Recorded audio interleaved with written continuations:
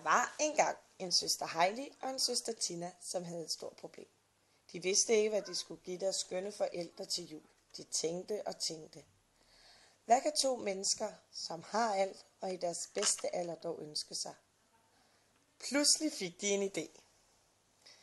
De skulle da på tur, som i de gode gamle dage. Hvor søster Heidi skulle med, sammen med hendes trofaste mand Gert. Der var ingen tvivl. Søster Tina ville også med, men hun måtte tænke sig til manden. Selvfølgelig skulle deres yndlingsbarnebarn Stine med, og hendes far kunne jo ordne køretøjet. Ellers så kunne de jo bare hoppe på hesten. Tror det sikreste valg nu er bilen, som i de gode gamle dage. Det skete i hvert fald i sensommeren, hvor Danmark er smukkest. De tog afsted på en forlænget weekend, så de kunne se de gode sider af Danmark.